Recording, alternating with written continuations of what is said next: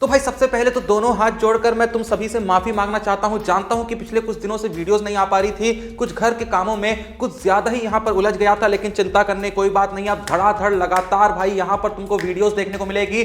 बात करें सबसे पहले भाई कल के मैच की, जो कि बहुत ही कमाल का मैच रहा, जो भारत और साउथ अफ्रीका के बीच पहला ओडीआई मैच खेला गया। और इस मैच में एक बार फिर से क्रिकेट के राजा, king of cricket Virat Kohli ने प्रूव कर दिया कि भाई जहां मैटर बड़े होते हैं वहां किंग कोहली खड़े होते हैं। कोहली ने भाई अपनी पारी से साफ साफ ये बोल दिया कि तुम मुझे टीम से बाहर देखना चाहते थे ना, लगा लो, कितना जोर लगाओगे, टेस्ट से तो बाहर कर लिया, अब ओडीआई से साला तुम कैसे बाहर कर पाओगे। कल के दिन भाई सच में धोनी के घर पे धोनी का चेला बोला, हां भाई धोनी का चेला बोला, और ऐसा बोला कि सबकी बोलती बंद कर दी। सालो अभी भी वक्त है, हाथ पैर जोड़ लो मेरे आगे, हाथ पैर जोड़ लो, नहीं तो इतनी बेइज्जती करूंगा तुम लोगों की, इतनी बेइज्जती करूंगा। पहले तो कोहली भाई साहब ने धोनी की सरजमी पे आके धोनी से मुलाकात की, और धोनी से मुलाकात करने के बाद साउथ अफ्रीका के बॉलरों के साथ मुक्कालात की।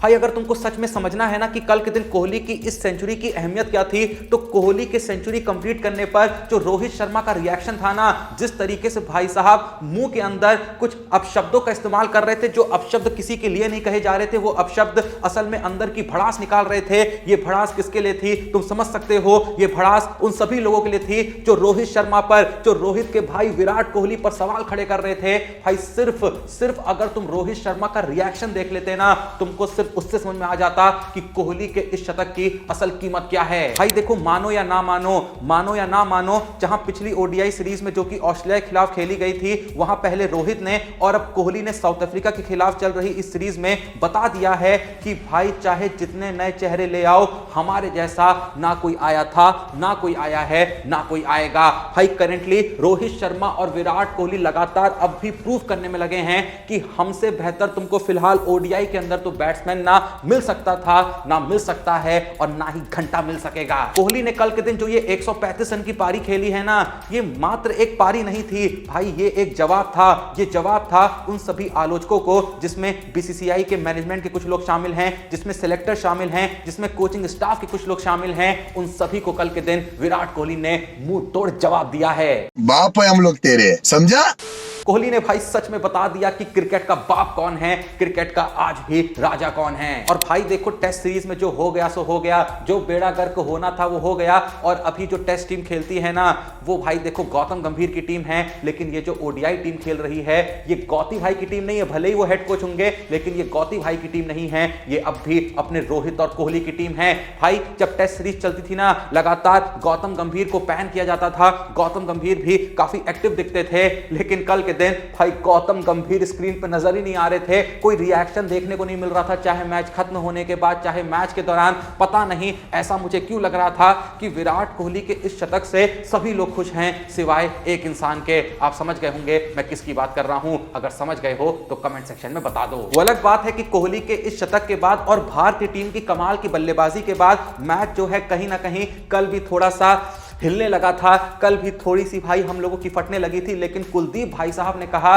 अरे रोहित भाई होगी भाई, जो टीम होगी गौती भाई की होगी, लेकिन हम भी तो आपके चेले हैं, चाहे मैच जैसा भी चल रहा हो, हम है ना देख लेंगे। और सच में भाई मैच थोड़ा सा ऐसा डगमगा रहा था, लेकिन जो भी कहो ओडीआई मैच देखने का एक लंबे वक्त के बाद बहुत बड़ा मजा आया। बात करें ओवरऑल मैच समरी की, तो जहां भारत की तरफ से ओपनिंग करने आए यशस्वी जायसवाल और रोहित शर्मा, जायसवाल को भी एक ठीक ठाक शुरुआत मिली थी, 2 चौके और एक छक्के के साथ 16 बॉलों पे 18 रन का योगदान दिया था। एक अच्छी बॉल के थ्रू उनका निक हो गया। वहीं रोहित भाई साहब एक बार फिर से चमके, 51 बॉलों पे शानदार 57 रन की पारी खेली, 5 चौके लगाए, 3 छक्के लगाए, और फिर से बता दिया कि ऑस्ट्रेलिया सीरीज में जो हम मैन ऑफ द सीरीज बनकर आए थे, वो कोई तुक्का नहीं था, हम सच में गजब के फॉर्म में चल रहे हैं। भले ही हमने अपना वजन घटाया है, लेकिन जो भाई खेलने का हमारा तरीका था, जो हमारा फॉर्म था, उसको घटा के नहीं आए हैं। फॉर्म तो भैया दिन पर दिन बढ़ता जा रहा है, और भाई किसी की औकात है तो 2027 का ओडीआई वर्ल्ड कप हमको खेलने से रोक के दिखा दो। भले ही उस वक्त पे हम 40-41 साल के होंगे, लेकिन कई साल 20, 25, 30 साल के लॉन्डो पे भारी पड़ेंगे। उसके बाद कोहली भाई साहब आते हैं, एक बार फिर से बवाल मचाते हैं, 120 बॉलों पे 135 रन की पारी खेलते हैं और इस 135 रन की पारी में सबसे जो बड़ा जवाब उन्होंने अपने आलोचकों को दिया ना, कि लोग कहते हैं ये तो अपने लिए खेलता है। और भाई जो बातें चल रही थी कि साल 2023 ओडीआई वर्ल्ड कप के बाद से विराट कोहली ने ओडीआई क्रिकेट में मात्र एक छक्का लगाया है। कोहली भाई साहब ने कल के दिन 11 चौके तो लगाए ही लगाए, लेकिन छक्का 1 नहीं, 2 नहीं, 3 नहीं, 4 नहीं, 5 नहीं, 6 नहीं, बल्कि 7 छक्के लगाए। मतलब कोहली ने इशारों में यह भी बता दिया कि भले टी20 फॉर्मेट से हम रिटायर हो गए हैं, लेकिन भाई छक्के मारना हम आज भी नहीं भूले। उसके बाद अगर बात करें ऋतुराज गायकवाड़ की, तो एक अच्छा मौका था खुद को प्रूव करने का। डोमेस्टिक क्रिकेट में काफी शानदार परफॉर्मेंसेस देकर आए थे। हाँ, वो अलग बात है कि उन्हीं के सीएसके के टीममेट डेवाल्ड ब्रेविस ने उनका एक शानदार कैच पकड़ा। उम्मीद करते हैं कि अगले मैच में उनको मौका मिलेगा और वहां गायकवाड़ अपनी वर्थ प्रूव करेंगे। बाकी उसके बाद केएल राहुल ने भी एक शानदार पारी खेली, शानदार कैप्टेंसी वाली पारी खेली, 56 बॉलों पे 60 रन की।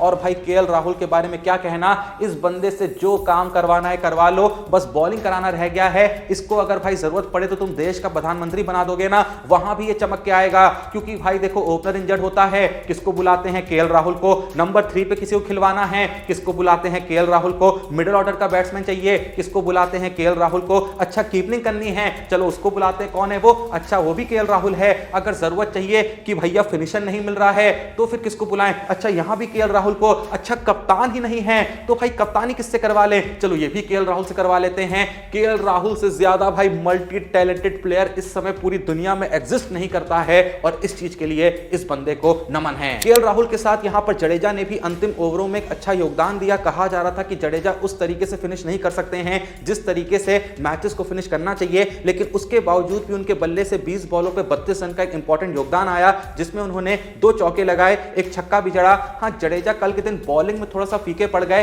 पहला ओवर कुछ ज्यादा ही खराब चला गया था, उसके बाद थोड़ा सा उन्होंने कमबैक करा। हाँ, विकेट्स नहीं मिले, लेकिन फिर भी जडेजा ने कहीं ना कहीं ये प्रूव करा कि एज एन ऑलराउंडर वो आज भी टीम के लिए एक इंपॉर्टेंट एसेट हैं। भले ही बॉलिंग में थोड़ा बहुत इंडिया ने हगा है, पर फिर भी कुछ बॉलरों ने काफी ज्यादा इंप्रेस करा। अर्शदीप सिंह का जो स्पेल रहा वो भी डिसेंट रहा, 10 ओवर में 64 रन देकर 2 विकेट लिए। हर्षित राणा ने यहां पर इंप्रेस करा। गौतम गंभीर तो काफी इंप्रेस महसूस कर रहे होंगे, 10 ओवर में 65 रन देकर 3 विकेट उन्होंने लिए। प्रसिद्ध कृष्णा महंगे साबित हो रहे थे, पर बात के ओवरों में थोड़ा सा उन्होंने ठीक ठाक बॉलिंग कराई, 1 विकेट उनको भी मिला 7.2 ओवर में 48 रन देके। कुलदीप यादव भाई साहब ने तो बवाल मचा दिया, 4 विकेट लिए, भले ही उन्होंने भी 10 ओवर में 68 रन दिए।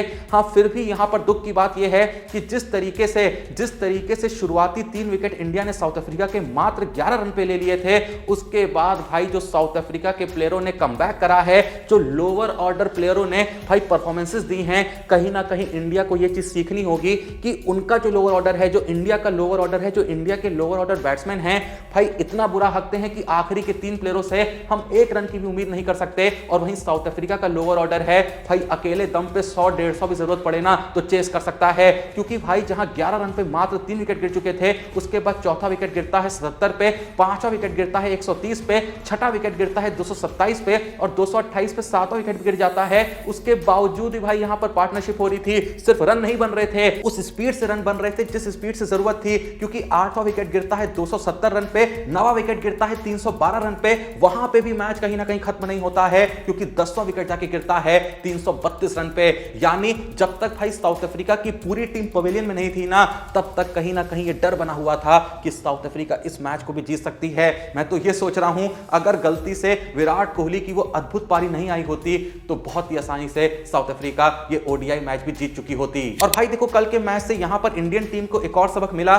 ठीक है, हमने बुमराह को रेस्ट दिया हुआ है, हाँ ये सत्य है कि बुमराह की हमको लगभग हर फॉर्मेट में जरूरत होती है, टेस्ट में तो कुछ ज्यादा ही जरूरत होती है, लेकिन भाई ओडीआई में भी बुमराह की क्या कीमत है, ये एक बार फिर से कल के मैच ने बता दिया। क्योंकि कल के मैच में अगर बुमराह होते तो भाई एक एश्योरिटी होती है ना, एक सेटिस्फेक्शन होता है, एक सुकून होता है कि चलो अंतिम ओवरों में कुछ ओवर यहां पर बुमराह के हैं, तो भाई आसानी से रन तो नहीं बनेंगे, वो कहीं ना कहीं सुकून ही चला जाता है जब बुमराह इंडिया की प्लेइंग 11 का हिस्सा नहीं होते। खैर, अंतिम सत्य यही है कि भारत ने पहला ओडीआई मैच जीत लिया है, चाहे गिरते पड़ते जैसे भी जीता हो, लेकिन जीत लिया है। और सबसे बड़ी खुशी की बात यह है कि विराट कोहली की जो पारी आई है, हाँ ठीक है, रोहित शर्मा ने भी अर्धशतक लगाया है, केएल राहुल ने भी कमाल की पारी खेली है, लेकिन विराट भैया भैया ने तो जो बवाल मचाया है, जो मतलब बेला है भाई, कसम से धोनी के घर पे आके जो धोनी भैया को खुश किया होगा ना, मैं तो भाई उम्मीद कर रहा था धोनी भाई अगर मैच देखने आ गए होते ना, कसम से भाई इससे ऐतिहासिक मूवमेंट इंडियन क्रिकेट के लिए शायद ही कोई और हो सकता था। और उससे भी ज्यादा सोचने वाली बात यह है, सोचो विराट कोहली की सेंचुरी लग रही होती,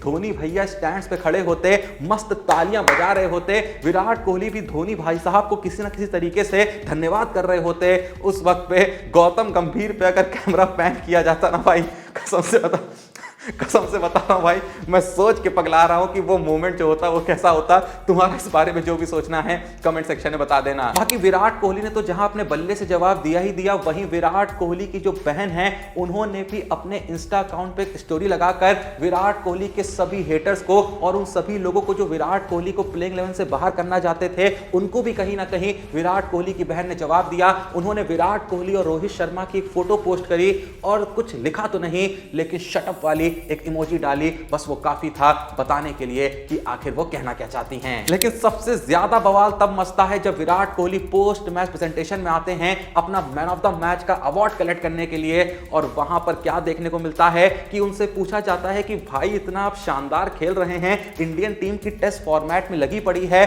आपने बेकार में ही टेस्ट फॉर्मेट को अलविदा कह दिया, कुछ ऐसा हो सकता है कि आप टेस्ट फॉर्मेट में वापस आ जाएं। अब जैसे ये सवाल पूछा जाता है विराट कोहली से, लोग उम्मीद करने लगते हैं कि कोहली भाई हाँ कह दो, कोहली भाई हाँ कह दो, कोहली भाई प्लीज हाँ कह दो प्लीज, अब भी बहुत जरूरत है हमको आपकी टेस्ट फॉर्मेट में।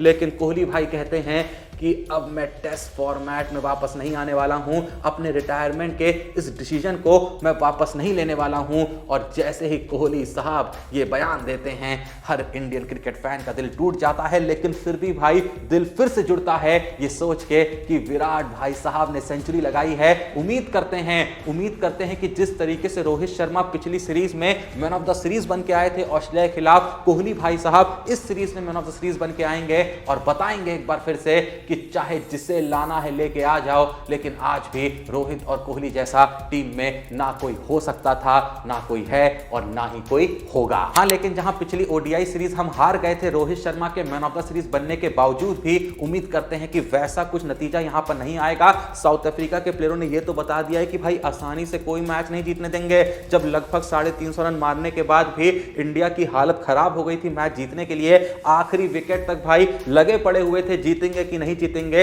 ऐसे हालात अगले मैचेस में ना आए, इसके लिए इंडिया कुछ प्लान करना होगा। इंडिया के बॉलरों को थोड़ा सा विकेट लेने की अपनी काबिलियत को बढ़ाना होगा। क्या होगा क्या नहीं होगा ये तो वक्त ही बताएगा। तुम्हारा कल के मैच के बारे में क्या कहना है और किस किस को लगता है कि अब भाई दुनिया की कोई ताकत रोहित शर्मा और विराट कोहली को 2027 का ओडीआई वर्ल्ड कप खेलने से रोक नहीं सकती? जो भी तुम्हारा सोचना है कमेंट सेक्शन में बताओ। वीडियो को लाइक करो, चैनल को सब्सक्राइब करो। मिलते हैं नेक्स्ट वीडियो में, तब तक के लिए जय हिंद, धन्यवाद।